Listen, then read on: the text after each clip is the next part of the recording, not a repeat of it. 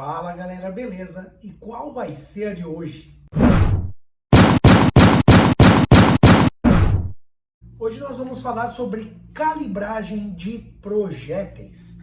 Eu postei ontem um vídeo sobre o material que o pessoal da Morigi mandou pra gente e na etiqueta estava dizendo calibragem 401.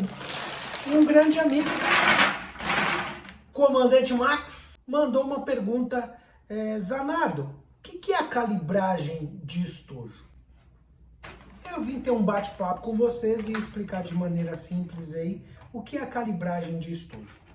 E para tocar nesse assunto a gente tem que voltar um pouco e falar sobre calibres de armas. Calibre é justamente o diâmetro interno do cano de uma arma. Assim se mede o calibre. E o calibre ele pode ser real quanto nominal. Real é justamente a medida interna do cano da arma, que pode ser informada tanto em milímetros quanto em frações de polegada ou milésimos de polegadas. Já o calibre nominal é como o fabricante de munições e da arma decide chamar para ser reconhecido. Muitas vezes armas diferentes, com calibres nominais diferentes, têm o mesmo calibre real. Olha que curiosidade. Vamos aos exemplos.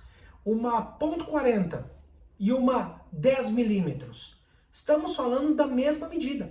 Uma 10 milímetros tem o correspondente a 0,400 milésimos de polegadas de diâmetro.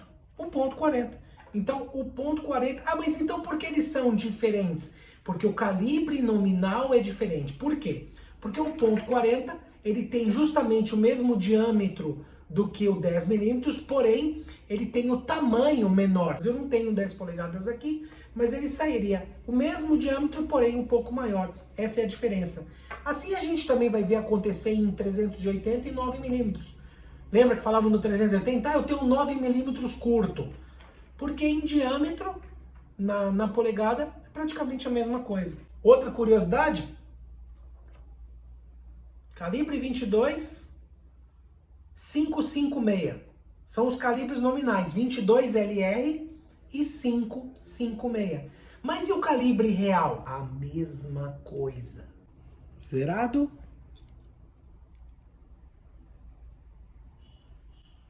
.564. Zerado.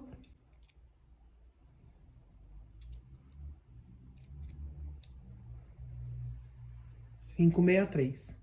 Curioso, não? E aquela história de armamento de calibre pesado? Aí fica pro nominal, porque não dá para comparar o resultado. Mas o diâmetro é exatamente o mesmo. Assim como uma calibre 12 vai ter em torno de 18,5 milímetros de diâmetro.